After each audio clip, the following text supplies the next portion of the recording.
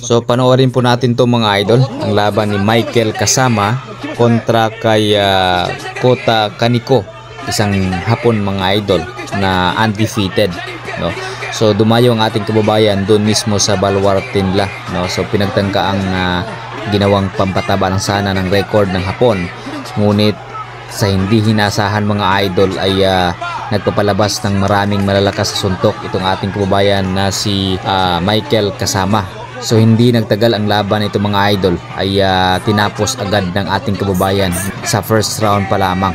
Kaya abangan natin ito mga idol, kasi hindi basta-basta itong kababayan natin na si Michael Kasama, kasi ang record niya po mga idol ay 10 wins, 2 losses and 1 draw. So lahat po ng panalo ng ating kababayan mga idol ay via KOs po mga idol. So Michael Kasama mga idol, isa sa ating prospect sa Pilipinas, kaya abangan natin yan mga idol. 左のフックが入りまして、やはり膝が少し崩れるようなそんな形ですか。テンプルですよね。そうですね、ガードを上げていたんですけど、その中からテンプルにもらった感じでしょうね。右のテンプルに当たりまして、テンプルに当たるとやはりバランス感覚を崩すんでしょうか。テンプルはちょっと足力がアゴラは来るんですけど、テンプルもね当たりどころによってはやっぱああいう風に足で来てしまうので。